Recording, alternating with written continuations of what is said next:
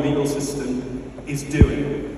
Secondly, because this, and I don't believe that this is non-deliberate, by the way, although I don't think it's necessarily a conspiracy. I think it's just considered convenient if you all shut up and do as you're told. I think that's pretty much what they want you to do. And the second way that they've done this is to make law incredibly complicated. So we are looking at acts of parliament which are books. That is ridiculous. We now have cases which are book length. I mean, how on earth I would have learned law when if I was a 19-year-old now? I just feel completely overwhelmed. AI is arising, not as a solution, it won't help, it's as good as predictive text, let's get it into perspective. But AI is arising because of this complexity. AI is a symptom of the problem. And the problem is that law is too complicated. And Maya's got me down here. I can talk to you about lots of broken acts of parliament. We have loads of them. Almost everything connected to Ofcom is completely broken. The 2003 Communications Act is a big pile of soup.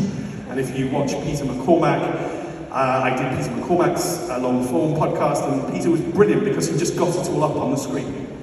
So we could talk about the law and why it was broken. But I'm not supposed to talk about that broken bit of the law, just as I'm not supposed to talk about that other broken bit of the law. We've got so many broken bits, it's absurd. Anywhere where there's a major bureaucracy or a regulator is broken, and it's largely there to cause employment. Data protection laws do not protect data. They cause people to be employed in data protection jobs. Financial services regulation does not stop market crashes, as we all noticed in 2008.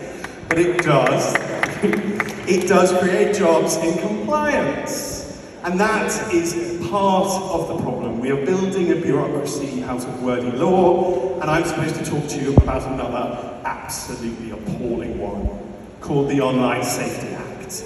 Now, I have a degree of guilt in this because some politicians came to me and asked me for a specific bit of legal advice about a specific part of it, and I helped them because that's my job as a lawyer. I did beg them not to pass the act, okay? But I was not listened to, and the act has instead come into form. It takes a very common form. This is all EU law, by the way. This is all EU law drafting. This is all how the EU is.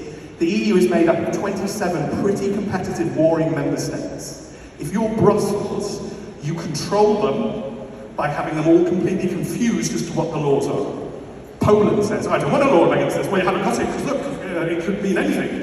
Okay, that's fine. Spain pops up and says, oh, I want a law banning this. Oh, we've definitely got one. It's probably here. Page 486. That's what's going on. It's a form of managing humans, okay? And it's a system, by the way, that tends to collapse, let's be perfectly honest. But it's also a system that's just completely alien to us. The EU can make this system work. Because if the EU has too many laws, the EU doesn't have a problem because the EU has a pet court. Okay? Good court. Good European Court of Justice. Good boy. Good boy. And it will do anything that the Commission asks it to do. The UK. We have a bit of a problem. Because our courts aren't just good little boys and girls who do as they're told. They genuinely try to interpret law in a consistent way. They genuinely try to follow the rule of law. They genuinely try to go, well, I don't care what the politician thought he was writing. What was he reading? Okay. Well, doesn't make any sense to me. Let's try our best to make it make sense. And it's sort of a massive problem because our judges are honest, which I find quite reassuring. But the Online Safety Act is in this model. Okay, there's a whole range of incredibly woolly defined offences. If you send a message online, through any chat platform, anywhere that two people online can send a message between each other, that's been criminalised, and I'll go on to tell you how, but before I tell you how, just know that there's a carve-out for traditional media.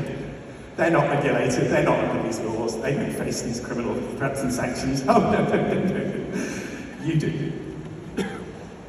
You can be criminalised if you intentionally send a message, and I don't know why the word intention is there. If you follow me and if you know what I do, law is the process of looking at words in a lot of detail.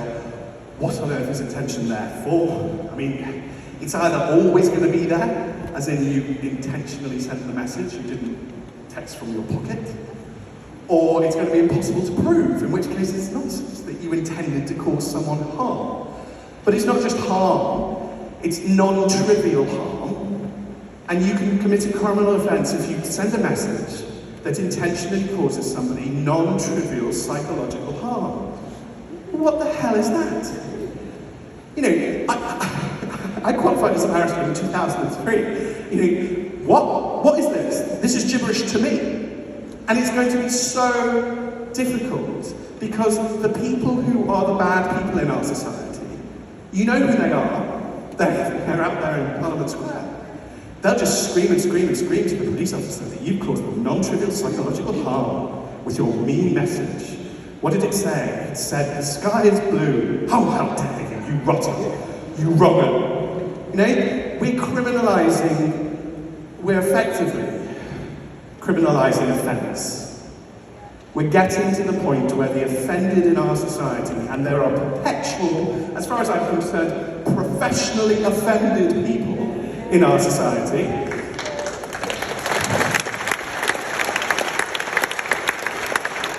We are making laws that they will use to oppress us.